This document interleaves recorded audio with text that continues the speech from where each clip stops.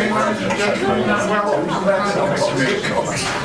Item 1, members, is your wish I sign the record of the last minute of the planning committee as a true record. Yes. Agreed? Agreed. That was a different way of putting it, wasn't it? Thank you. Thank you.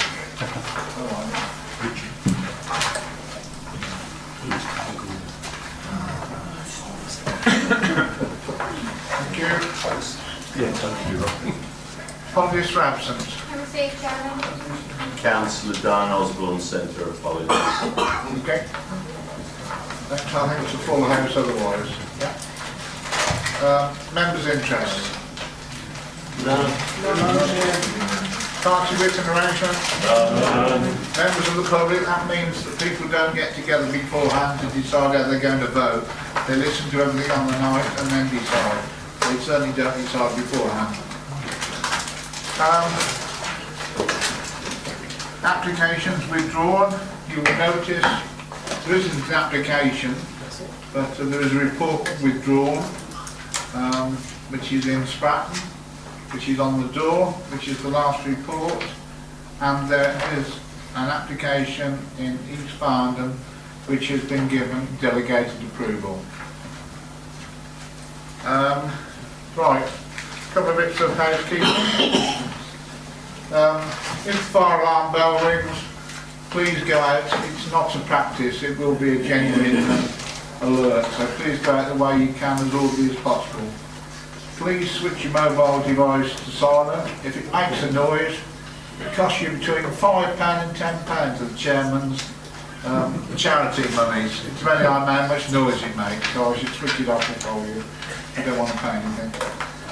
Speakers will have 3 minutes. After that you'll hear a buzzer noise. If you could then stop, I'd be grateful. That is the only opportunity for you to speak, so please, I'm sure you're not going to interrupt during the rest of the debate. And I'm sure you're not going to clap, hiss, boo, cheer, and stand up and wave your arms. But if you think of doing it, please don't. And you'll see us talking along here during the debate, perhaps while you're talking, which looks awfully bad manners and looks awfully rude. But we're trying to get the answer to the points that you're making so you don't have to wait at the end. So that's the reason. Right, members, update on performance information. Sorry? Oh, I beg your pardon, Chairman. It's just a matter within the minutes on page 5, which I personally would like to point out that a particular councillor said in this public arena that she's considered none of the planning committee should be able to vote on the application as they were predetermined. I don't like that being said in a public arena. You've already said that we do not do such a thing. I would just like to point that out as well. But thank you, Councillor. Keep an open mind. The particular person that said it, I was just a fraction of an inch away for saying you either apologise or leave the room because it was disgusting. Thank you, I Chairman. agree with you. Right, members, update on performance information. It's got a bit complicated, all the systems altered, different percentages and everything. So Maria will be sending you it by email this time. A lengthy email. A lengthy email. So look out for it, probably end of this week, beginning of next week. Okay, we move on to the first planning application then.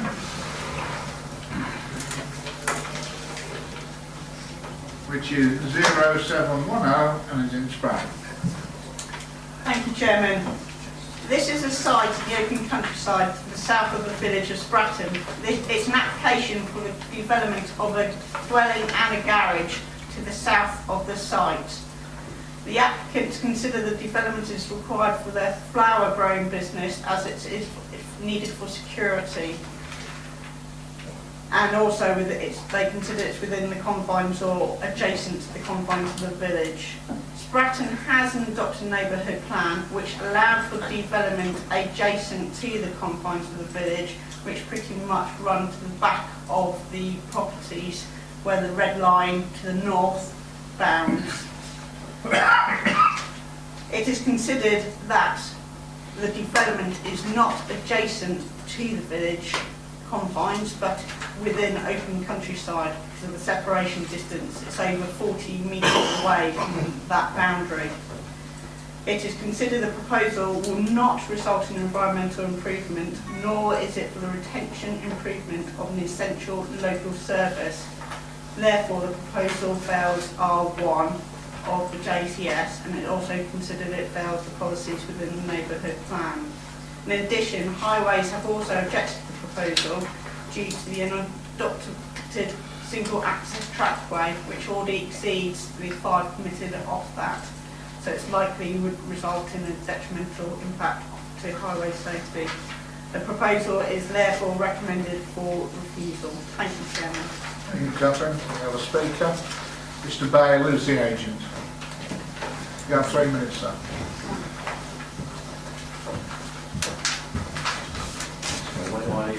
You can speak from where you are, or just here, or just here if you want to. I've got a very loud voice. Okay. Good evening. The nursery site has been within the family for over 50 years. Its use has evolved into specialist chrysanthemum cultivation. The owners wanted to regenerate the glass houses with the proposed dwelling, providing the opportunity to live and work on site with much needed security. We've undertaken pre-app consultation, presenting the proposals to the parish, neighbours and adjusting the proposals prior to the submission. A detailed DNA statement with particular attention to siting, orientation and materials for the proposed dwellings forms part of the application of consent. The scheme takes on board the NPPF and the presumption in favour of sustainable development, avoiding material harm to planning interests. We note that a 5-year supply of housing is a minimum requirement for consent, not a maximum, and as such not grounds for planning permission not to be granted. The application is with regard to the adopted development plan, in particular the Spratton Neighbourhood Plan, which states that permission should be granted on sites within and immediately adjacent to the village boundary, which this is. This recognises that development beyond the boundary need not necessarily cause material harm to either the village or open countryside. The neighbourhood plan was adopted only last August following the referendum. Whilst aware of these 20-year-old policies of the local plan, we also know that planning inspectors give less regard to the same in general summary. All of the other bodies are consistent with the neighbourhood plan, outweighing the officer's negative comments. We see no part of the NPPF that suggests that the existence of a 5-year land supply is a reason for not granting the planning permission. Moreover, a 5-year land supply is a minimum, in fact. This proposal would not cause material harm to the planning interests listed in Joint Core Strategy Policy R1, or indeed the same local plan policies. In fact, the report the committee concedes that the proposal would be in a relatively sustainable location based upon the available services and facilities. It also concedes that there would be a local employment benefit. It also accepts that on-site supervision would be a benefit. It does refer to electronic supervision. However, this will not prevent the loss of plants through the result of broken windows. The DNA statement demonstrates that careful consideration of siting, orientation and materials has been given in order to produce a high quality of design, and we confirm we are happy for these to be conditional as part of the approval. The site is immediately adjacent to the village settlement boundary within the building sited 40 metres therefrom. The design utilises the topography, minimising ridge height and assists in its nestling within the open countryside and back of the village scene. The nursery has the benefit of 2 existing points of access, both of which connect to the Holden Route Road, which are used for the existing nursery activity. It is not proposed to form a through route. The driveway on site will remain private and gated as it is now. There is no official standard for the number of dwellings offered an existing private roadway, although we are aware of recent approvals for 5 or more dwellings. There is no evidence that this roadway operates beyond its capacity, nor is there an accident record history of the walk or the adjacent junction with Holdenbury Road. In conclusion, for the reasons set out above, we ask you to grant the development accords with both national planning policy and with the recently adopted neighbourhood plan. It would not cause material harm to the planning interests listed in the Joint Core Strategy for safe local plan policies. It is sustainable development which provides the catalyst for the regeneration of the nursery and the future of a modest rural enterprise. Thank you, sir. Thank you. Local member, Councillor Frenchman. Chair, needless to say, I know this site very well, and as members will remember, I was instrumental in bringing forward the neighbourhood plan for Spratton, so I have some experience of what is meant by the policies within it. We deliberately used the words immediately adjacent, because we felt that there were quite a lot of areas where houses and enterprises possibly could be sited without detriment to the village around its edges. This was one site that has been used extensively by the current owners for quite some time, and I understand what Highways is saying, because the walk and it is a very pothole road, but there is actually not a lot of extra traffic generated by a house being built. The applicant has taken quite a lot of trouble to make sure that the house design blends in with the landscape, because it does fall away from the village, and as far as I can see from where it's sited, will be seen from almost nowhere around about, and will be barely visible to the house that, when I say immediately behind, but is some way behind it on the other side of the walk. It is a business. We do encourage rural businesses. We do encourage rural employment. I did wonder, and I spoke to our solicitor about it, whether there could be some sort of agricultural type, but apparently that doesn't cover the definition of horticulture. I think the officer's description of a flower growing business is slightly disingenuous.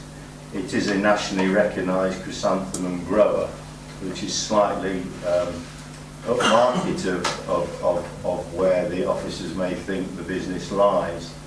As I understand it, and you can see from the photographs, the site itself is in need of some TLC, I would say, and I think it will go some way to improve the site and make it an area that is tidy again. There are no plans to take away some of the extensive bordering vegetation that you can see around the site, and I'm pretty certain that the house cannot be seen as you drive up and down the A5199 when you can. For those who don't know, it's closed at the moment. I've thought long and hard about this, and I've spoken to the parish council about it as well, who are broadly in support of it. So I do feel that we are being very harsh on this applicant, and I would actually like to propose that we accept this application, so approve this application, because it does accord with the neighbourhood plan, which is obviously a significant document within the pantheon of policy documents that we look at. Do you need other reasons, or is that one in its own That's right? the planning reason, so Sorry? Yeah, no, that's that's the sufficient. planning. That's sufficient. So I would say that it does accord with the neighbourhood plan, and I would ask fellow councillors to support me on this issue. Do you have a second? Councillor Batchelor. You wish to speak now? I'll reserve that right, thank you, Chairman. Okay. Members. Councillor Paul. Yes, thank you, Chairman. There's slight confusion because on page 17, NCC Local Highways Authority, unsurprisingly, quoting 6 dwellings, issues raised that the walk is unmade further down the last few bullet points. The walk is an unmade single track currently used by 12 dwellings. So I wonder which one of those 2 is correct. I do have empathy from my colleague, Councillor Frenchman. However, I don't know what TLC, by building a house, would improve the condition of the greenhouses within the site. I would have thought if it was a growing business, those greenhouses, etc., would have been in pristine condition. A personal view. That's all for the moment, Chairman. Thank you. Do you want to answer? Yes, thank you, Chairman. So Councillor Frenchman has indicated it's 12 dwellings served off that road. Yes, Highways do think it's less than that, but sort of by looking at it, certainly does look more than six houses, so I would potentially compare more with as well. Thank you. Sorry, you've got a hand up on the back there first. It was you, Councillor Wesley. Yeah, I'd just like to say, Chair, that I think I concur with Councillor Frenchman on this, and that's all I'd like to say on it. Thank you. Okay. Councillor Irving-Swift. Yes, could I have further clarification, because Councillor Frenchman and the Speaker says that we should not take into account that we have already reached the number of dwelling in the rural area, where in the summary, two appeals were dismissed, and one of the reasons given was we already have reached the number of dwelling in the open, in the rural area. So who is right in that assessment? Catherine, do you want to comment on that one? Thank you, Chairman. Yes, we sort of, just because we've reached the rural housing requirements is not a specific limit to the number of houses within the rural area. What it does is set the bar much higher for those dwellings. Yes, we've had appeal decisions where, yes, you've reached your rural requirements, therefore we then have to consider under policy R1I to 5, 1 to 5, the second bit. And we've had recent appeal decisions, one as long as the other Monday or Tuesday for a site and overstay, where the inspector also concluded, because it didn't meet either criteria 1 or 2 of R1, there's no need to consider 3, 4 or 5. So it's deemed unacceptable because it didn't meet an environmental improvement or for retention of local services. Whereas in this particular case, yes, we have got a neighbourhood plan, so which is part of the development plan process. So it's the question of how you interpret it immediately adjacent, whereas Councillor Frenchman has given some indication of how it's considered. And obviously we as officers potentially have taken a different interpretation of what is immediately adjacent, whereas we consider 40 metres away from the boundary or the confines of that is not immediate adjacent. Do you want to clarify where the line is? So it's pretty much the line at bottom of, I'm trying to read the numbers, 4, 5, 6 of the northern boundary of the application site. Okay. Councillor Chandler, then Councillor Robertson. Thank you, Chairman. A couple of points just to remind members. Yes, there is a neighbourhood development plan, but my understanding of the rules is that it doesn't trump and cannot trump either the core strategy or our safe policies.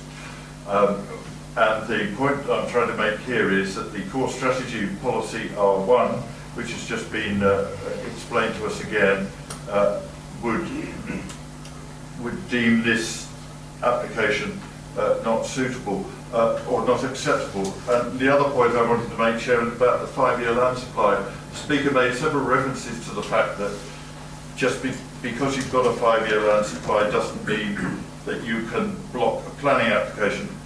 I know that. None of us would ever claim that we use the 5-year land supply to block an application. We use the 5-year land supply to say, therefore our policies can be applied without restriction or modification, and our policies include the policy R1, which, as we've just heard, would say that this application should not go forward. Thank you, Councillor Chandler. Councillor Robertson. Thank you, Chair. I have to agree that this development seems to have some architectural merit. I do like the way that artist's impression fits in with the surrounding developments, well, you can call it a development. And the very fact that this is just a one-off is in its favour, I believe. It's not somebody applying, to turn the whole back area there into a housing estate. It's just a one-off development. and generally speaking, I'm in favour of that. I do believe that the local view has to be taken into consideration a little bit more than perhaps it's being given weight for. I was told that there's the point in making parish councils go through the rigmarole of submitting these local plans if nobody's going to take any notice of them. And I do think that we can take notice of that plan in this instance. Okay, thank you. Catherine, you want to make comments on that? Yes, thank you, Chairman. It's all about the interpretation, and we as officers have to interpret the joint force strategy as well as any other development plan that we've got before us at the time of making a decision, as well as other material considerations. As I've already mentioned, officers consider where the proposed house is still, or in our opinion, is not immediately adjacent to the village, because potentially in other sites could argue that because you've got permission for here, 40 metres on another site away from the confines is also immediately adjacent to the village. So it is quite a separate distance away from that village confines. And in addition, you've got to remember the reasons for refusal, which is also talking about inappropriate expansion of the village, detrimental impact to the form and character of the village, as well as it's being within the special landscape area, and also because of highway safety. We have so far had a good record of refusing developments which are contrary to policy R1s, such as the recent appeal decision we sort of highlighted in Overstone. Yes, in this particular case we have also got the neighbourhood plan, which as officers we consider it's contrary to that. Yeah, I appreciate the sentiments, Chair, but nonetheless I still feel that we require a little bit more flexibility in our approach to our policies when it comes to the neighbourhood plan. Thank you, Councillor Robson. I've got 4 more speakers: Frenchman, Swift, Councillor Ritchie and Councillor Ogle, in that order. Councillor Frenchman. Thank you, Chair, for giving me an opportunity to come back. I've obviously listened to what my fellow colleagues have said, and I would say that due to the topography of the site and the character, the form and character of the landscape, it does actually make though it physically isn't next to the adjacent in the way that you might think it is, it does form part of a separate entity that could be called the village.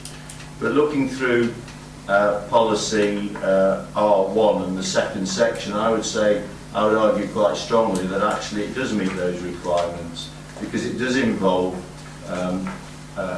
environmental improvements. You've seen some of the state of the buildings there. It will tidy all that up. It also says best practice in design. As one of my fellow councillors said, the house design does have some architectural merit in its own right. Is required to support the retention or improvement. We could argue that both ways. If you look at the village school, it is desperate for new pupils. If this house has 1 extra pupil, that makes a significant difference to the school. And 3, 4 and 5 is an either or one, and it is actually, I know personally, 3 has been done very, there's £10. That's £10 for a member. Councillor I think it's double. It's because I push it the wrong way. Carry on, Councillor Frenchman. Thank you, Chair. Thank you, Councillor Livingston. It's been formed by an effective community involvement exercise. I've seen some extensive notes, and obviously there has been discussions with the parish council. And as part of 5, I would argue that it has been a sort of outline agreement through the adopted neighbourhood plan. So that, if necessary, I'm prepared to add those arguments to my previous arguments about it just being against the neighbourhood plan, because I think it can be argued that R1 parts 1 to 1 to 5 can support this development. Thank you, Councillor Daventry. Councillor Erlingsworth. Yes, Councillor Roberts said about the design, but if it's an exceptional design, we could apply another policy. So here we do not speak about the design as such being exceptional. It's on policy R1 and we judge this application. And so I can understand what Councillor Frenchman said, but I do think 40 meters away from the edge of the village, because as you say, we create a precedent, and it would be very difficult to argue otherwise for other 40 meters. It's a long, long way, and I do not see why the house will have the greenhouse to improve. As Councillor Paul said, the greenhouse, if it's such a firm who has a national prestige, I would have imagined that the greenhouse will have been immaculate, except when you grow chrysanthemum. So on those reasons, on policy R1, I think I would not like to go against our policy personally, so I will vote with official advice. Thank you. Thank you, Councillor Swift. Councillor Ritchie. Well, I too think that the design looks very attractive, but I do go along with those who feel that this is in the wrong place. You know, if we have rules, if we say that just because something is, you know, is architecturally pleasing, we should allow it to be on the wrong side of a boundary, then, you know, we're into dangerous ground. I would have looked at it slightly different. The application tends to suggest that this is a dwelling that goes with a business. Now, from what I've heard, I'm not convinced about the need for having the dwelling alongside the business.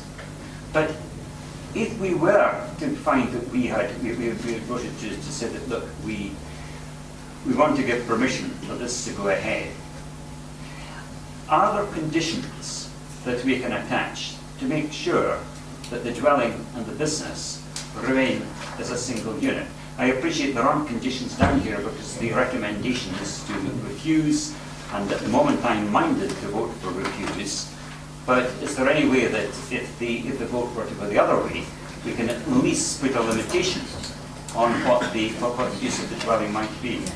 I'm sure a planning officer will tell you straight away the answer. No. One sentence. No.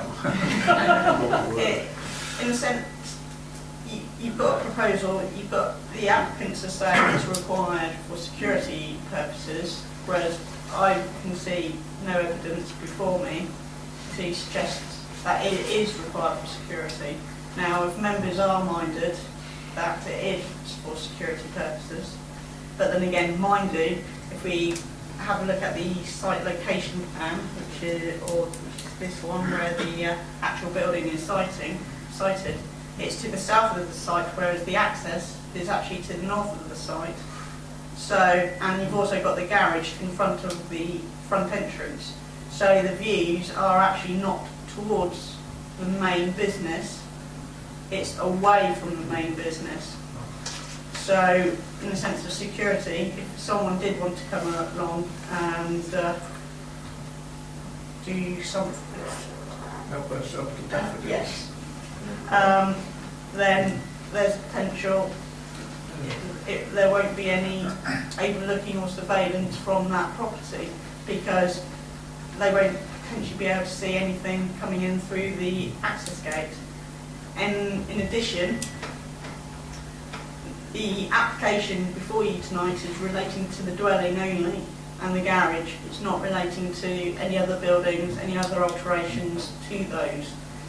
Yes, it's potentially the applicant's mind is to improve those, but that's not before us tonight. I think certainly if we're looking at policy R1, there's a requirement under the rule of that particular policy that new dwellings only be permitted where it can demonstrate that it would result in an environmental improvement. And the application before members tonight seeks a proposal for a new dwelling, it doesn't seek a proposal to remove those dilapidated buildings, nor does it seek a proposal to improve them visually in any sort of way. What we're looking at, members, is purely an application for a new dwelling on that site. Furthermore, it's already been highlighted that the layout does not lend itself to natural surveillance of the site either. But on those particular aspects, I think members need to take time to consider. Thank you, Chair. Okay. To answer Councillor Rich's point directly, yes, you could try and put a tie condition for the dwelling to the business. Whether it would work fundamentally, and I think your reticence rather confirmed that point, because your point was, well, I'm not sure it is essential to that business, and that reticence, it may well be valid. So if that was the case, you could well find that condition being detached, as it were, very soon thereafter. And I think the points that Catherine has raised about how this particular dwelling functions, if the primary purpose is security, is questionable by virtue of its location. If I can just add, Chairman, the question for members is, does a flower-growing business really need occupation on site when it's already an existing business that doesn't have any occupation? Right, next councillor is Councillor Organ. Yes, it's a very interesting debate. My one is going back to this distance. Is there a set standard as to what is or what is not, or is it common sense and judgment and subjectivity rather than objectivity? It's interpretation, because the policy, which is SB1, states development shall be focused within or immediately adjacent to the village settlement boundary of Spracton, as shown on the proposals map, which is the northern boundary. Development proposal will be supported in these locations subject to compliance with other policies in the development plan. Yeah, but that immediacy is open to interpretation. Yes, but both sides. Normally, sort of as what's been discussed tonight, Councillor Frenchman and us as officers consider what we've got a disagreement really of what we consider as immediately adjacent. To me, immediately adjacent is actually pretty much next door to the confines. So how many metres would you say? Well, there's no such thing, but potentially. Oh, there you go. But to me, it's pretty much as close to that confine boundary as possible, because it also goes on to say development outside the village settlement boundary is classed as being in open countryside, and development will only be acceptable when it's adjacent to the village boundary, or it is a use which represents sustainable development and which is appropriately open countryside. So to me, it's, as officers, it's considered 40 metres away is quite a large separation between the village confines and a new dwelling. So to me, that's not immediate. But there's no stated case that tells you what immediacy is. No. If I could just elaborate on that. The word immediately adjacent has caused lots of problems in the past, including this, which is a phrase which has been actually used within the General Community Development Order regards to fences and walls which are immediately adjacent to the highway.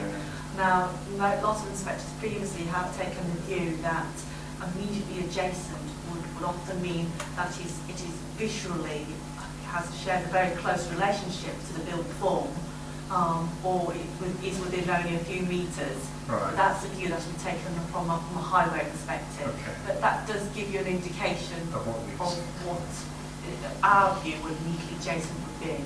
Thank you. Councillor Pratchett. Yeah, thank you, Chairman. There were three questions really, and I'm getting the feeling that the resiting of the house closer to the road would be more acceptable to officers. As such, what you're actually saying is that as far as paragraph 14 is concerned, that the adverse impact would significantly and demonstrably outweigh the benefits. Am I getting that? That's the feeling I'm getting. And before you answer that, the other question is why did you officers not consider paragraph 55 within the summary and within the context? Because architecturally it is okay. Yeah. In a sense, paragraph 14 of the MPPF, Yeah. obviously the MPPF is a material consideration. You should consider the development plan, which is up to date. Yeah. So we've got the JCS, we've got the local plan safe policy from our local plan. Then we've also got the Spratton neighbourhood plan. And then the other material consideration is the MPPF, or the framework. In addition to paragraph 55, this was never approached to us as a paragraph 55 house. It's approached to us as a new house in the open countryside for the purposes of this site.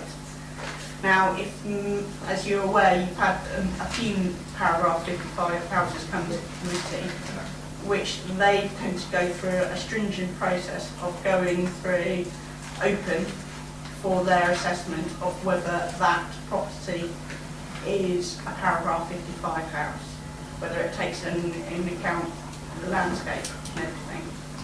So, but obviously members are entitled to their own view of what is an exceptional quality.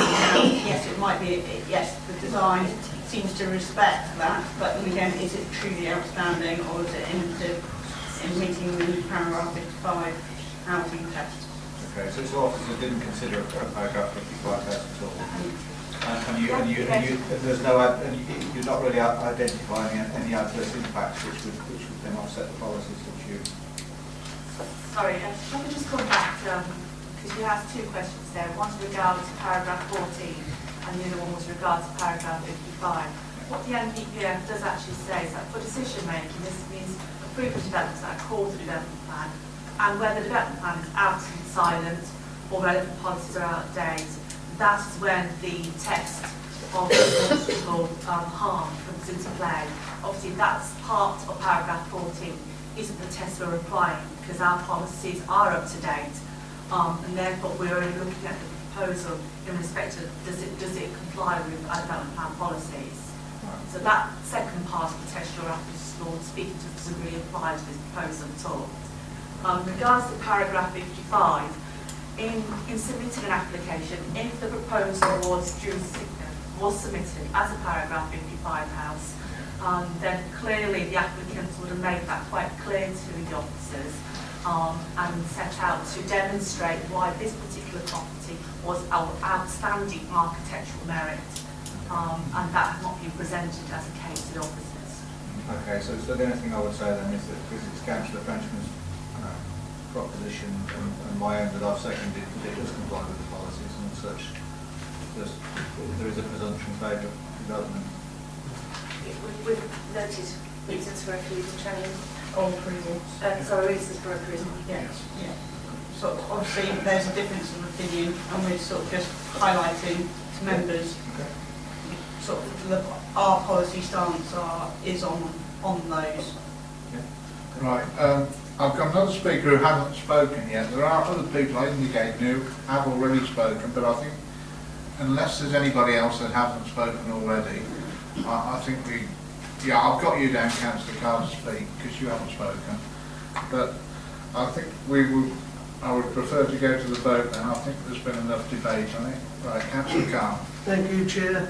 Well, I'd like to take us back to the local highway authority. I mean, if they had concerns for what they thought was 6 dwellings, which is one above the 5 that they would like to see, taking it up to 7, but then we're told now there's 12 dwellings on that access road. Looking at the neighbours' objection letters, I mean, issue raised, no room for vehicles to pass each other, and very sharp corner impedes, restricts access and poor access for emergency vehicles. My biggest concern here, Chair, would be when they start this project, if it does get supported, is how will the lorries transport the material down to build this property. I have deep concerns about that. I don't think this access is sustainable at all for heavy goods vehicles and the like. Thank you, Thanks, Councillor. Chair. Thank you. I think we'll go to a vote now. We've got a proposal, the application being approved for the given reason. Sorry? One mistake. Okay. Which has been seconded. All those in favour, please show. 1, 2, 3. Right, against? 1, 2, 3, 4, 5, 6, 7, 8, 9, 10. Right. So that proposal is lost. Do we need the other way around now? Yes, please, Chairman. Right, we need a Councillor Paul. Yeah, I'd like to propose that we accept officer advice. There were various comments made about the design of the building. Well, I'm looking on page 18. The building would be under a duo pitch roof constructed from slate-coloured powder-coated metal sheeting. Building external walls will be timber framed and clad in oak or silver or cedar. Not a very worthy building. It has architectural merit, but the actual materials doesn't, you know, we could argue that they don't give longevity, but I wouldn't have thought that would have fitted in with the environment, but purely and simply that, you know, the building is in the wrong place.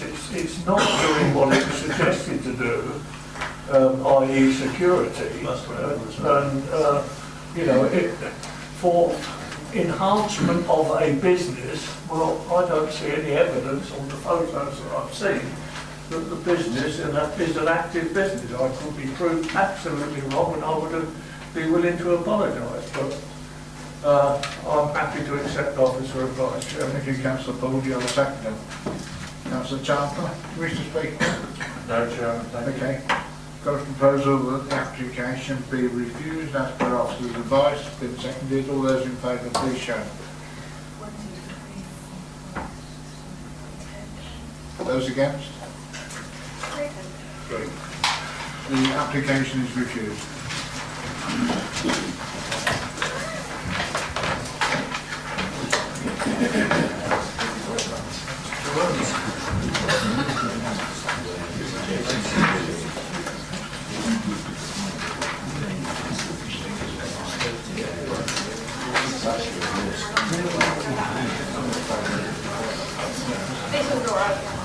Our next application is in Barbie 0969.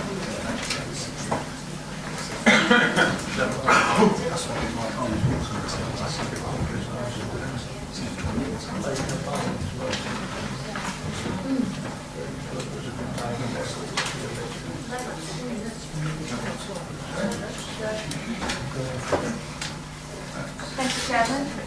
You'll see from the site location plan that the site is actually located in a residential estate. It was constructed in the 1960s and forms part of the on-the estate. Members will be aware that the residences were originally constructed to accommodate workers at the institutions which are there, but now these properties are all privately owned. The primarily semi-detached residences are sort of space around the service road, the site area currently accommodates terraces, sort of lock-up garages south of the area, which were what were originally 3 parking spaces. They're adjacent to the northern boundary of that particular area. In terms of the use of the garages and the parking spaces, officers have found that there's no historical evidence from previous planning permissions that these spaces were safeguarded to be used for parking only. But generally in that particular era, planning controls were far less detailed, and over time the areas have communal function, which is just become recognised as part of the established use of the area, primarily for parking provision. Due west of the northern boundary of the communal area, a pair of semi-detached dwellings. These are 48 and 49, and these are arranged perpendicular to their counterparts which are further south.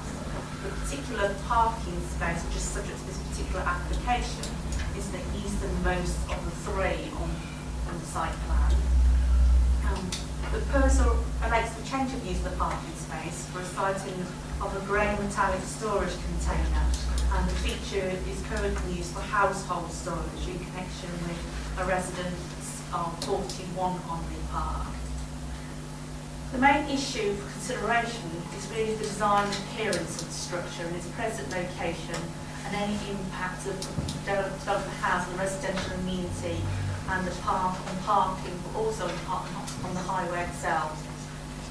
Overall, container bodies of this particular nature don't generally lend themselves as attractive or more permanent buildings.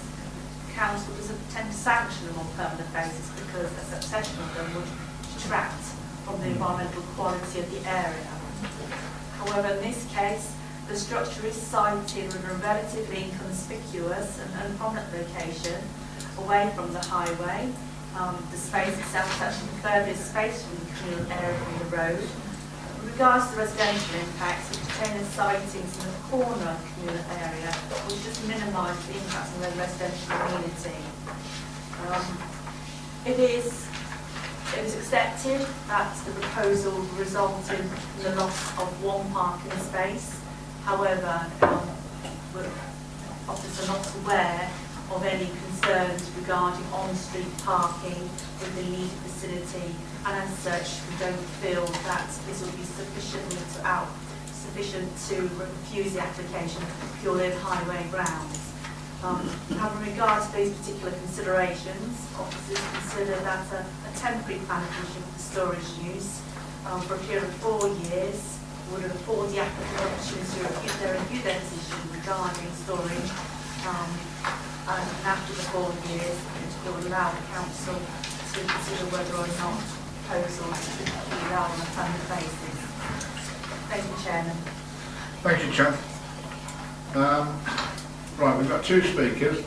They're the wrong way around on our speakers list, so it's the Parish Council to go first, who is Mrs. Cotton, representing the Parish Council. Oh, thank you, Chairman. The council themselves actually feel that it's an inappropriate use of residential parking area and a result of loss of amenity, and security concerns are for the property of number 89. They feel very vulnerable now that their access to the rear garden now has made it more accessible, that they can use the container to access their property. They're very concerned. They actually give their apologies, would like to be here this evening, but unfortunately the lady of the house has actually undergone major surgery on Monday, so they can't be here. So we need to take into consideration, I think, that for the garages themselves, they are for residential use, they are for parking and not actually for the use of a container. Now, there was the Barby and Onley Parish Clerk had spoken to a Mrs. Taylor of the Town Parish Council meeting in December, and it was specifically explained how difficult it would be to enforce conditions if there was a time limit actually put on the container to have this removed. Also, number 89, there was originally a wall where you enter into the garages that they removed a couple of years ago because it was in very poor state and they didn't want it falling down and actually hurting anybody. But as you could see on the photos, they are having a big extension, and there is, for the future, to actually have that wall put back. It's on the right-hand side, but not on the left. Now, had the wall not been removed, you would not have been able to get a commercial vehicle in that area because the width is about maximum for about a long wheelbase type transit van. So to get a container in there in a commercial vehicle would not have actually been able to access into the parking area itself. So if they put the wall back, they then feel, even with the time limit, you're not going to be able to get the container back out.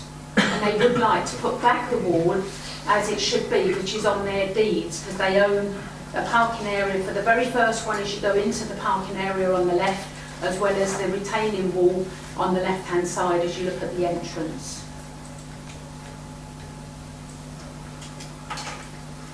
Okay, thank you. Thank you. Thank you for that. Right, the other speaker is Mr. Allen, is the applicant. Hi. I'm speaking on behalf of my mother, whose garage space that is. it's on her deeds as a garage space, and those areas are called garage courts. So when the houses were sold, they were sold some with garages already built and some not. But the facility is there to be able to put a garage there. Now she wants to use that as a garage. She has a small car and she goes away to Portugal quite often. She wants somewhere to be able to put a car to store it. The space is actually an unusual space. It's quite wide. It's wider than most of the spaces, but it narrows down towards the end. So it's quite restricted in how you can get a standard garage to be sited on that space. Plus people have put rubbish and stuff next to the fence, and as you can see in the pictures, it's been allowed to be dumped on. They've had to clear some of that space to be able to get that in there. I dispute that when if the wall is ever replaced there, that it would stop a large vehicle, because I have a similar wall where I live, and I have oil delivered, and it comes on a tanker. So if a tanker can get through, a commercial vehicle will get through there. She does want it to store personal household goods. It's not for commercial purposes. Also, as I said, to be able to store her car when she goes away. She has a small little Citroen car which could fit in there quite easily. It's been painted, it's in pristine condition. It's been, as you can see, it's been painted grey to match the area that it's in. It's tucked right in the corner. If anybody put a garage there next to it, you'd never see it. And as far as being accessing into the neighbours, well, if the garage was there, they could just jump on the roof and do exactly the same. So that's not a concern, really. As you can see, there's a garage opposite, which is slightly higher than the other garages. So, you know, I submit it's not really an eyesore, it's hidden away, and it is a facility that she could have put something on that or applied for permission for that back in '85 or any time since. Didn't actually realise she needed permission to put it there, otherwise she would have applied beforehand. So I would submit that it's going to be not detrimental to the area, hardly seen, and it could come to pass if a garage was something where that car is there, you'd never see it at all. Okay, sir. Okay. Thank you very much. Local member, Councillor Robertson. Well, thank you, Chair. I know the area quite well, and to be frank, it's a lot nicer than the photographs give the impression. And this is detrimental to it. There's not much doubt about it. Nobody can argue that, you know, a container looks good in a housing estate. It just isn't. Now, okay, on the positive side, it's only for 4 years. I don't really see why they want it for 4 years, to be honest. I do not see the point of this. If they want it for domestic storage, they want it for domestic storage. They want it for commercial, they want it for commercial. But why do they want it at all, just for 4 years? I'm afraid I'm against it, just because it doesn't fit in properly with the whole of the rest of the environment. Could I, sorry. You can't speak against them, I'm sorry. I could ask you the question, being the applicant representative, if it was less than 4 years, would there be a problem? If it was less than 4 years? Yes. Say you got planning permission, let's say at the blue for 2 years and not 4 years, would that be a problem? What would happen at the end of the 2 years? You would have to remove it or reapply for temporary permission. Well, I would prefer it to be longer, but if it had to be for 2 years and then reapply that, well, we would have to consider that. But I again, after 4 years you'd have to reapply or get rid of it. Okay? Yeah. Okay, thank you. I'm afraid you can't say anything else, sorry. Right. Councillor. Thank you, Chairman. It is a shame that it's been beautifully painted the wrong colour. If it were olive drab, it would be much less obtrusive onto the area. And as for not being able to remove it, it could easily be craned out of there, so that wouldn't be a problem either. But I think that the need for the application is based on need, and I don't think it's doing anybody any harm, so I'm minded to go along with officers' advice. Is that proposed? Yes, it can be, yes. I would have proposed that we accept officers' advice and approve this application. Do you have a second then? Yeah. Councillor Batcher? you wish to speak now, Councillor Matching? Only that I've got one in my yard that's olive green and it don't look no better than that one. Olive green one, doesn't it? All right. Councillor Owen. Yes, it's a difficult one because nobody will disagree that it's an awful thing, and I would not like to have that next to my house or to every time I go out to look at it. Now, a car, if that person goes away, in fact, new cars can stay outside without any damage, and new cars should not be locked in because of condensation. So the argument is the car to be locked when that person goes away on holiday. It's not a good argument because the car will have damage if it's not properly ventilated. But what is also at the back, you have some trees and you have a sort of open greenery, and that block it completely. So could that be also a reason for if the approval fell, could we try to tackle in that way? So I will wait, but I am not in favour, but at the moment I'm scratching my head to see what it is. And 4 years, in 4 years that person will still have a car, so basically 2 years, 4 years, 10 years, we are in that situation. It's a very odd one, and I hope we don't have a lot of application like that. But my gut feeling said I would not like to have it next to my house, and I feel for the people. But I will wait for other councillors to propose something. Thank you, Councillor Evans. Councillor Paul. Yeah, thank you, Chairman. In a word, it looks hideous. Councillor Chandler has said if it was a different colour. Councillor Irving Swift has alluded to the fact that the car being locked away. The gentleman speaker has said that it's for or to lock a car away while the car owner is in Portugal for whatever time. So to me that is temporary use, it's not a permanent use. I would expect that type of container to be used for industrial and certainly not locking a car away. I'm afraid that I can't agree on this occasion with officers, Chairman. Okay, Councillor Ritchie. Chair, I was. I've got Councillor Grant.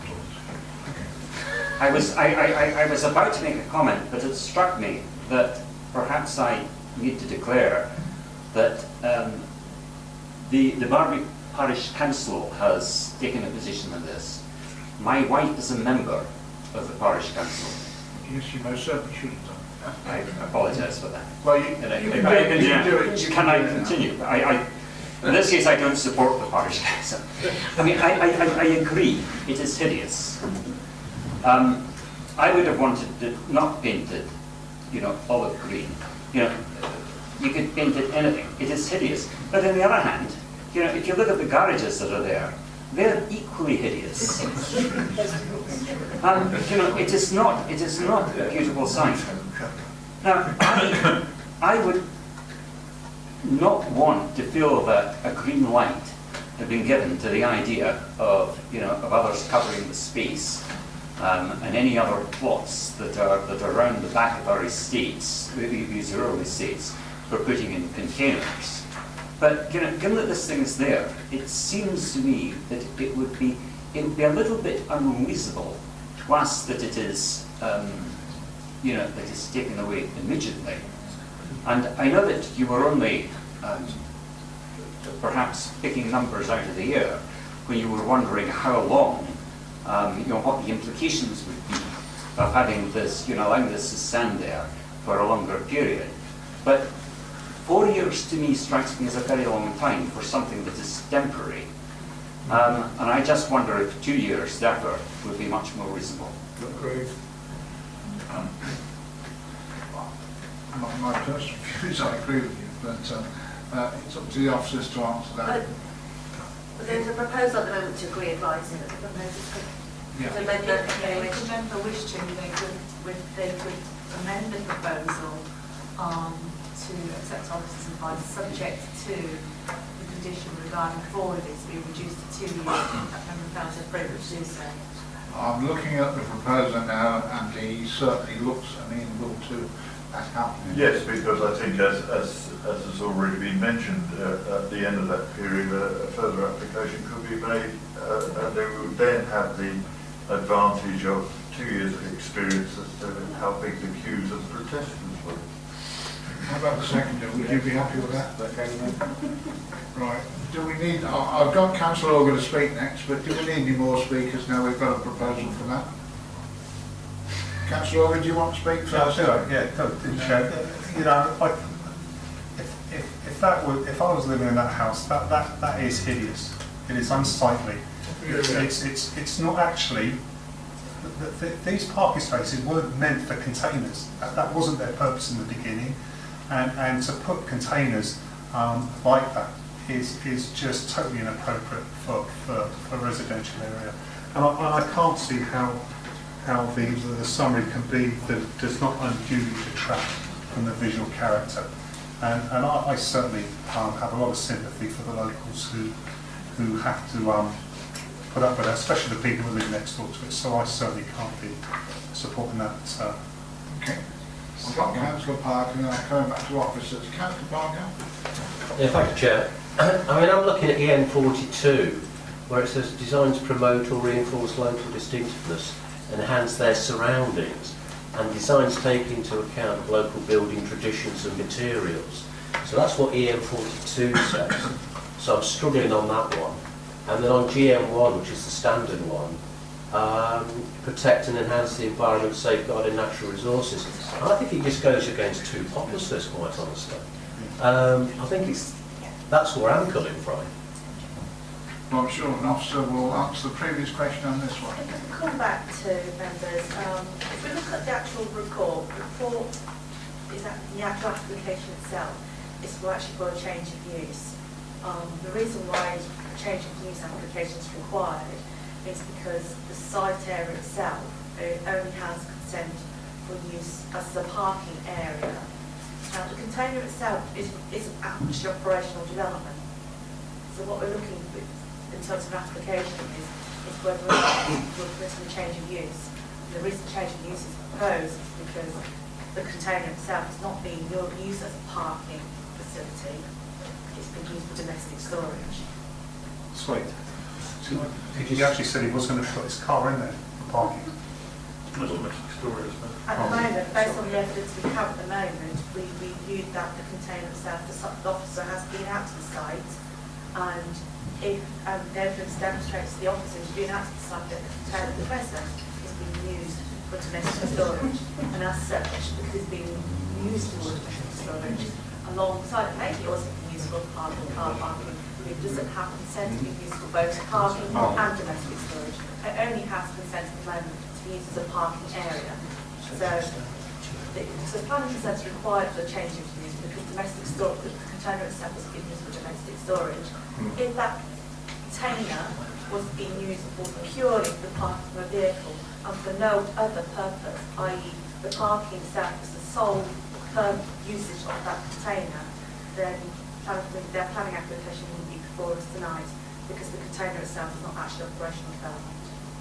If members look on page 30 on the paragraph under the proposal, it clearly gives guidance on there where it says the feature is used for household storage in connection with 41 Onley Park. I won't read that paragraph further, but it gives you guidance of its distinct difference between its original purpose, given as it's a parking court and not used for domestic storage. And also further down it also talks about operational development for the actual container itself. Okay, Councillor Parker? No, I'm not going to say any more. Thank you, Chair. Okay. Councillor Frenchman, then Councillor Paul. This parking space is owned by 41, isn't it? Number 41. It's the blue property there, Yeah. the blue line there, and that's... And that's their parking space? Yeah. So where's she parking? I did try and go on Google Earth earlier, when it will access it, you can see from Google Earth that people are using parking spaces near their properties. Okay, thank you. Councillor Paul? Purely for clarification, if I may, Chairman, this is a retrospective application. Do we have any knowledge of how long this container has been there? And I'll pick up on Councillor Frenchman's comment that if the container is there and it's full of storage, where has the car been parking? Thank you. Do we know how long it's been there, officers? There's no indication on the report how long the container has been there. Obviously, if it's been there in excess of 4 years, then it would be removed from any enforcement action in any case. I can find out for you. Yeah. Applicant, how long has it been there? Since about July. July last year. Thank you. There's your answer. Okay, thank you for that clarification, Chairman. I certainly would not agree with anything that extends the life of that sitting there further than 12 months. I think 12 months is a sufficient time for either the contents or whatever. We've got a proposal for 2 years, actually, now that's been seconded. Right, coming round to the proposal now. We've got a proposal that the application be approved, but be amended so that one of the conditions is that the time period is 2 years rather than 4 years. To clarify, Chairman, that would be from the day of application. Then, yeah, the permission is deemed to take effect, which is condition 1, and then condition 2, instead of saying the 6th of February 2021, it will say 6th of February 2019. So, no way of 2 years. That's fair enough. You're clear then? Yeah. All those in favour of that proposal, please show. Well, I'm in favour, so I'm putting my hand up for it.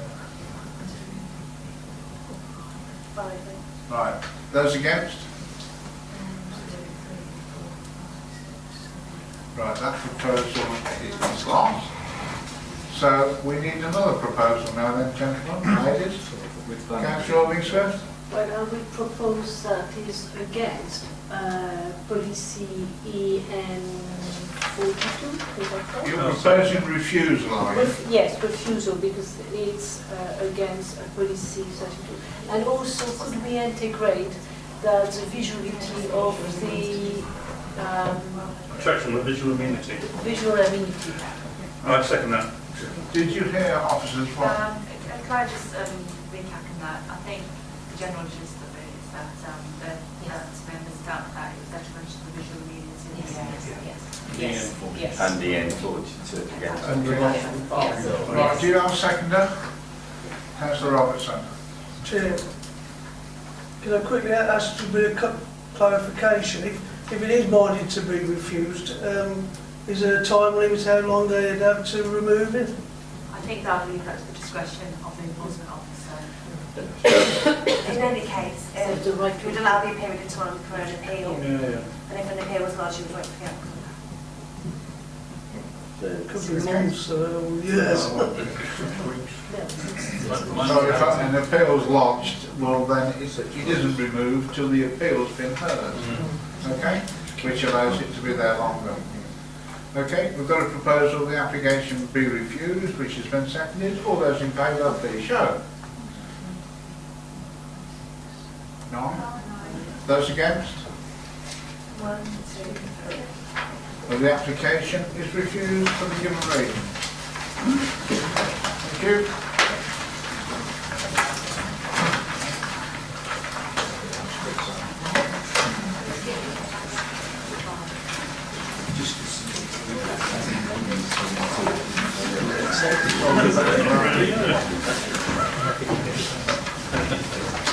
Right, the next application 2 is in Barbie, and it's 1140.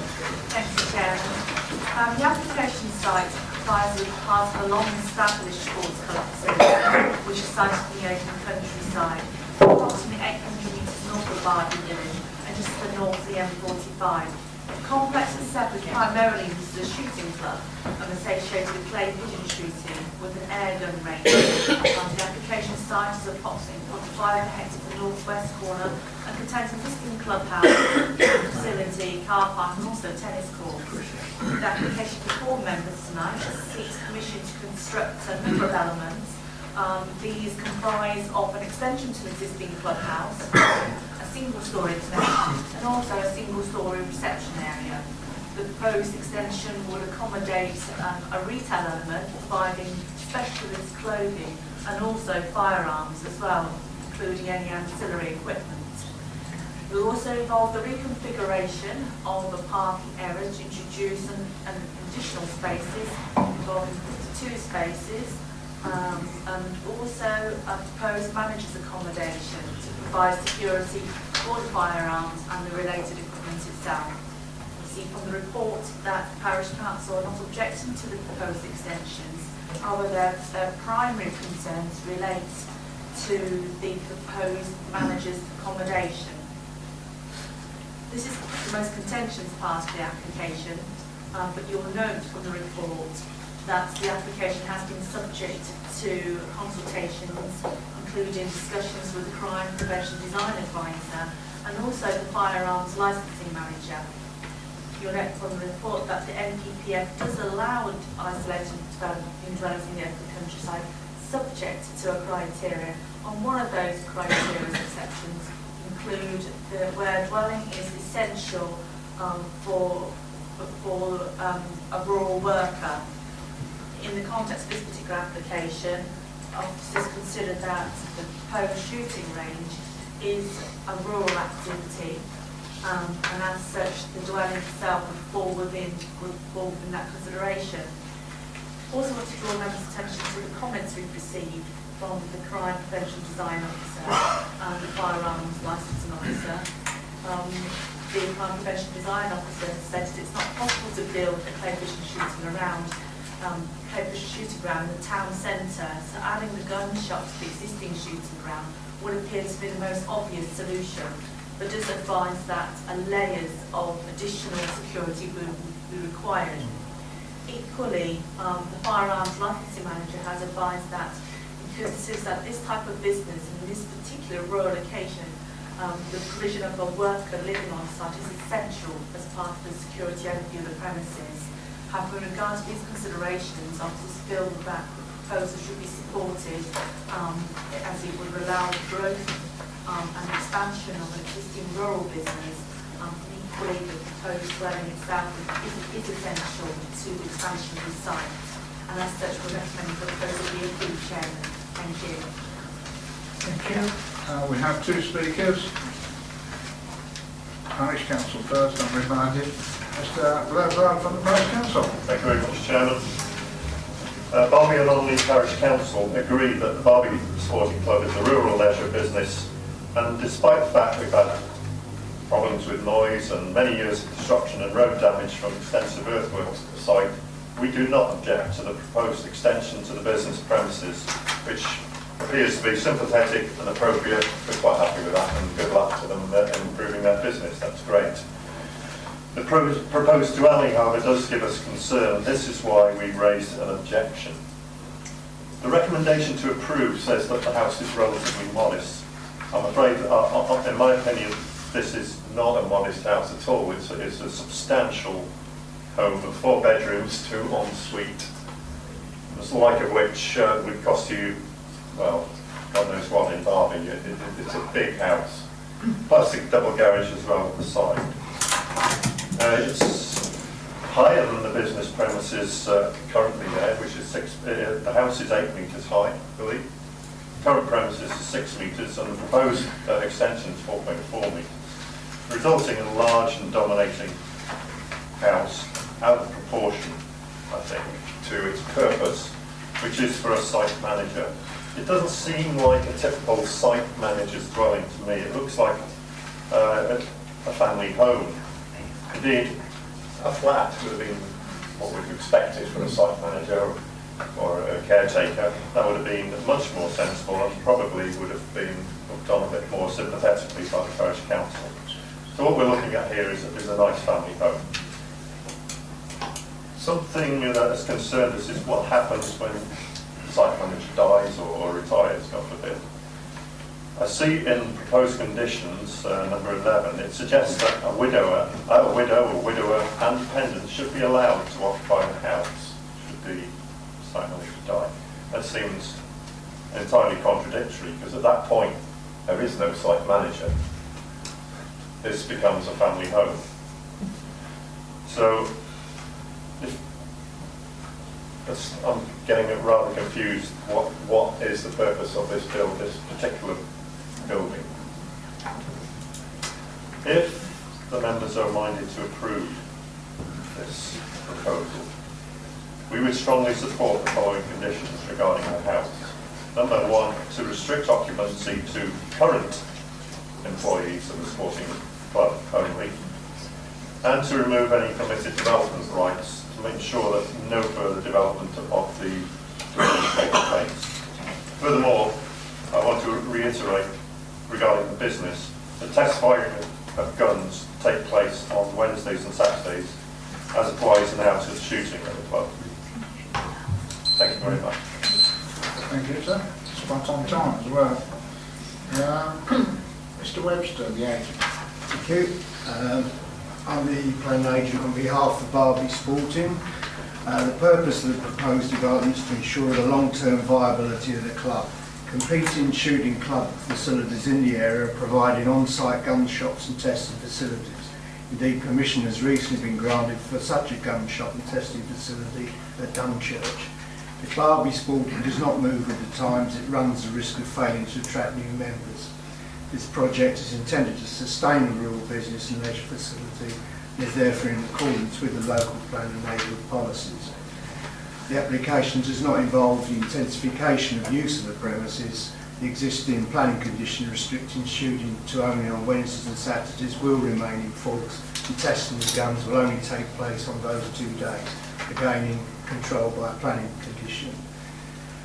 Barbie Sporting has looked at other options for accommodation for the on-site manager, which has been recommended by the firearms licensing manager. However, a flat is joined up to the building is not appropriate because of personal safety reasons. You know, if there's a family in the premises and there's a break-in, obviously they're at immediate risk.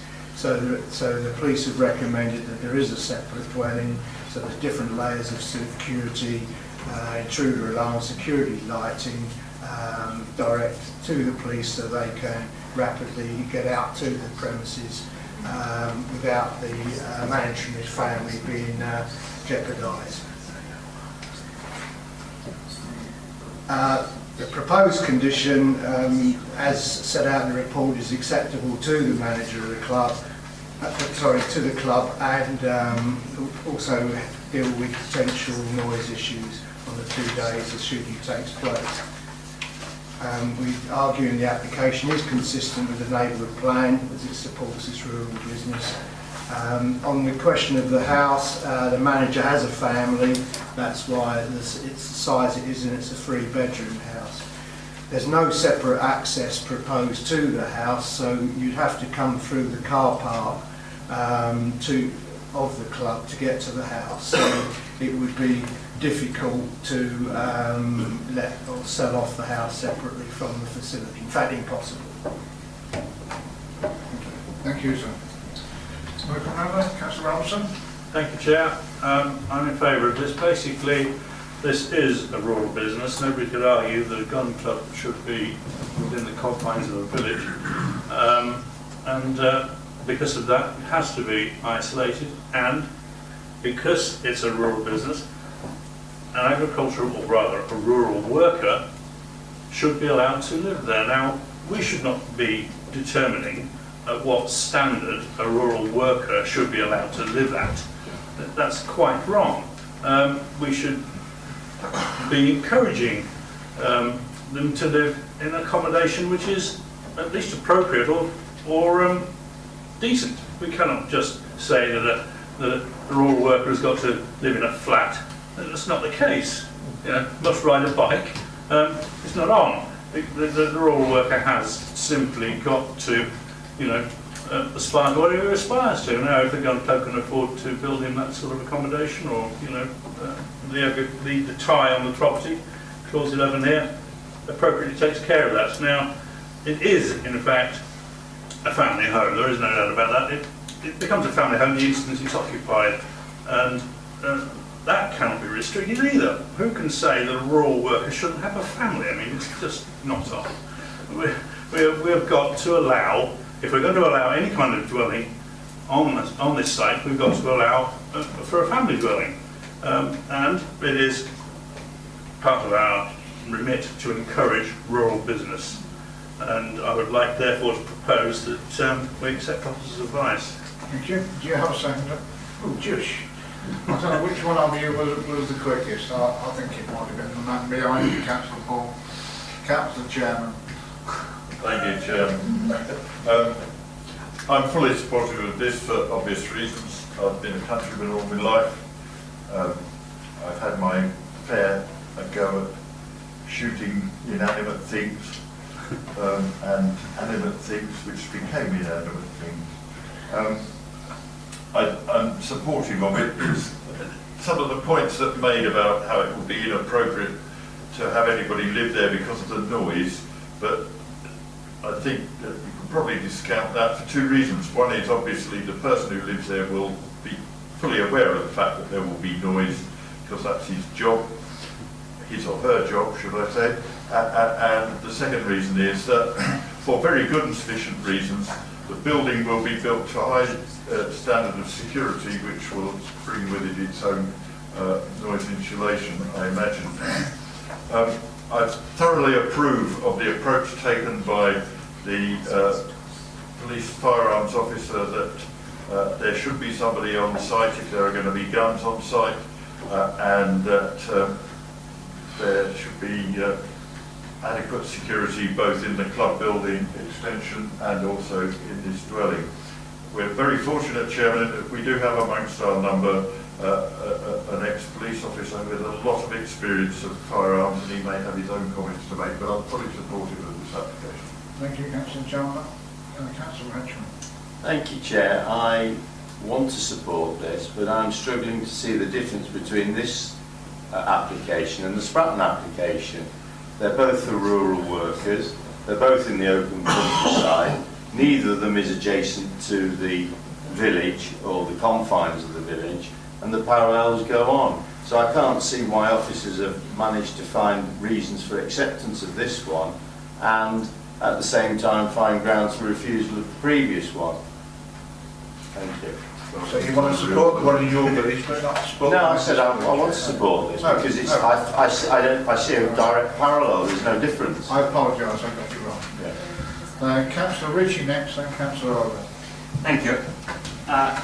Again, my interest through my connection with the Barby Parish Council. My concern with this is around the house and why a house of that size and what actually happens to it. I can understand with a project of this nature, if there are firearms around, it's probably desirable to have someone on the premises most of the time. But looking at the size of this house, I would reckon that they could probably employ a night watchman for 20 years with what it would cost to actually build it. And it just leaves me wondering, what actually is the objective here? It does, to me, strike me that as a very large house, for the person who is heading what has been described, I don't know exactly, but the suggestion that this is a struggling business that needs an injection to maintain it, to grow and attract new members. New reception facilities and so on may make it more attractive and attract new members. A great big house for the manager is not going to do that.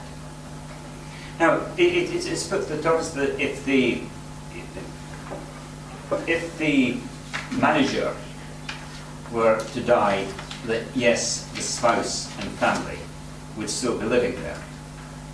It raises the question, what happens if somebody was employed as manager and retired a couple of weeks later? What happens to the house? What happens to the nature of the tenure? if somebody has got to be there, the logic would seem to be that then you need to build another house. And before long, you could have a mini estate that has grown up around about this shooting range. So I'm just concerned about what it is that this house is actually being built for. And on those grounds, I would be very, very reluctant to support this application. Councillor Ritchie, apparently the accommodation is tied to the business. Tied to the business, that it does explain that a widow or widower would be allowed to continue to live there. Would you like to answer? Well, that's not my understanding of ties, certainly with pubs and caretakers on the schools and things. Farms. In the short term, they may be able to stay, but ultimately, it's the same as Wouldn't be people. normal. Yeah. It's certainly suggested in this report that it's not normal. No, normally the tie means that it has to be in a worker's house, and if the worker no longer lives there, then the family would, certainly in housing, they would have a housing need, and we have picked up people in housing need, potentially, in such circumstances when they're no longer got the pub or the caretaker's bungalow or whatever's living, because they're no longer in employment. I think, so if I could just clarify, I think the purpose of the actual condition is to ensure that the development itself is tied to someone working on the site. However, obviously, in the event that, unfortunate event that particular manager does pass away, I think it would be wholly unacceptable for the authority to say, well, you must leave the premises instantly, and it's just to allow for that pressure to come off that person, a widow or widower at the time. But that's definitely the intent is for the manager. Chairman, if I can insist, I wonder if the wording in that condition is going a bit too far. It is certainly not expected that if an unfortunate incident happens to the manager and they pass away, that you curb out the widow immediately. That would be entirely wrong. Because you do start to make appropriate arrangements within a sensible period of time thereafter. And I would have thought that was logical. And you do the same with any other type premise, whether it was a pub or a vicarage or anything like that. That's the normal approach to take. In my experience, it would normally be, it would revert to an assured short-hold tenancy type situation, which would mean giving at least 2 months' notice. And then, if you needed to go to an eviction, you'd have to go through the courts in the normal way. So that's my experience from a couple of dozen cases through housing in a decade or so. Can I just assess then? It means that the house would be part and parcel of the entire property. Yes. And if the property were to go bankrupt, if the business were to go bankrupt, Yeah, that's still the case. It would have to be considered at the time. What would The happen? creditors would have duty on the house. But there's a rough idea, well, I'm sure you know that the business, although it annoys me when I go fishing, we have a sort of talk session in my workshop every Saturday, and I didn't realise they do meals there, and 2 people went there for Christmas to come in and were saying how wonderful their meals were. So I think it's become a very successful business, although, like I say, it annoys me when I go fishing in the canal, bang, bang, bang. So it's an efficient business that's been going for a while. It isn't sort of an ad hoc thing that's just sort of arrived and might succeed or might go bust. I mean, just to put it into context, any house with a tie, whether it's agricultural or something else, doesn't have a market value because it usually can't be marketed on its own, and the council tax band is adjusted accordingly. So there's a whole load of legislation around tied accommodation. in which you assume that your condition 11 would need to be expanded. Or reduced. Yes. Reduced. Well, more work. Clarified. Clarified. Okay, Councillor Organ. Yeah, thank you. Just a couple of points. Councillor Robinson's quite right.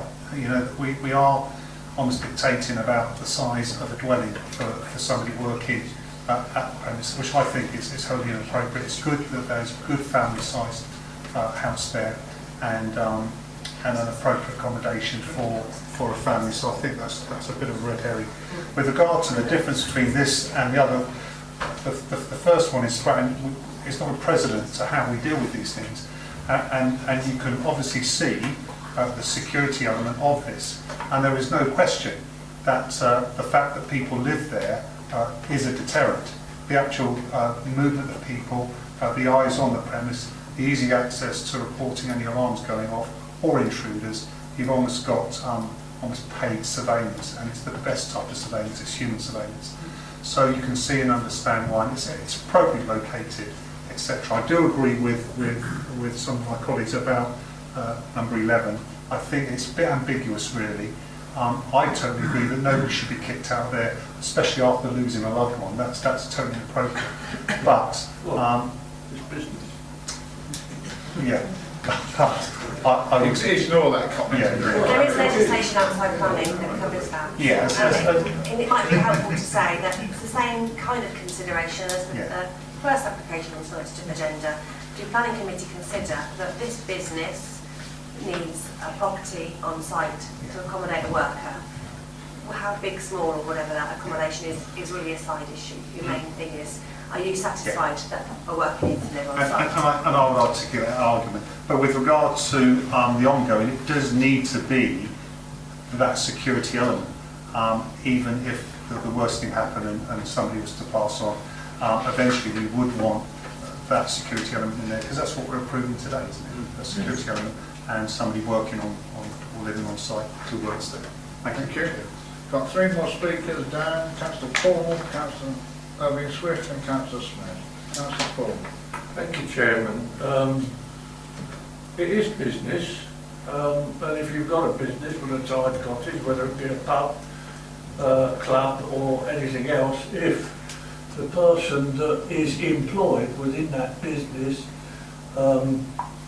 moves on, has a divorce, wanders off, dies or whatever, then it's business. Then the remaining person within that business has to move out. That's normally a condition that they take on the employment. Picking up on the site manager, it seemed that people assumed that the site manager could be male. Well, equally the site manager could be female, and so therefore if the husband dies, then the site manager would be the female. Councillor Frenchman said, what's the difference between this one and the other one previously this evening? Well, this is a known business. It visually you can see it's a very profitable business, or a very business-like business, let's put it that way. And I have to declare an interest because I've eaten there and the meals are absolutely beautiful. However, the car park is complete, wanton. I put wanton there, but I had no reason not to approve this, and I'm sure that Councillor Orban's ex-colleagues will have gone through this with an absolute fine-tooth comb. And so I have no hesitation whatsoever, Chairman. Thank you, Councillor Paul. Councillor Irving Swift. Yes, Councillor Frenchman made a point, and in his application we were arguing 14 meters. Is that with the enabled plan? Here, for me, where I have a problem, and I think the parish speaker said it very nicely, they don't have any problem with the clubhouse. The clubhouse has no problem. Where they have a problem is with the house itself. And are we engaging properly R1? As far as I'm concerned, that application is completely in open countryside. We don't even have an enabled plan to discuss about it. It was said that we don't impose about workers the size of the houses, which is not true. An agricultural type, it's my belief that if you have an agricultural housing, you have a maximum of 159 or 170 square meters. If it's a tie, an agricultural cottage tie, you cannot have huge houses for agricultural tie because it's for a worker, and that is a fact of life. Now also the parish spoke about the difference of roof. So the house is not subservient to the clubhouse, but it's quite prominent. So with all that, I think we should be careful not to go against our policy, and I will leave it there. Thank you. Against our one. Thank you. Councillor Smith. Thank you, Chair. Just a clarification, it's reference to the house again. By allowing the house, are we creating or allowing a statutory nuisance to be created? So, husband, wife, whatever, living in the house, could we be challenged on that because of the noise? I can answer that because I asked our environmental health team that exact question this afternoon. Yeah. If it was just a house in the, nearby, then potentially that could be cited by statutory nuisance. But the very fact that the applicant is also going to be the manager of the gun club, apparently it is standard practice in those circumstances for environmental health to say yes, there's potential nuisance, but as it's the business coming from the business that, and if there's a tie, then it doesn't relate for the, for the person who works for the business. So, for example, building a flat above stables where there's an awful smell, if it's going to be people who work in the stables living above, then they're set outside. That is apparently standard practice, not just in our environmental health, but that's the area. Some people like the smell of horses. Okay. I think we can come to the vote now. We've got a proposal the application be approved, which has been seconded. All those in favour, please show. 1, 2, 3, 4, 5, 6, 7, 8. Those against? 1, 2, 3, 4, 5, 6. The application is approved.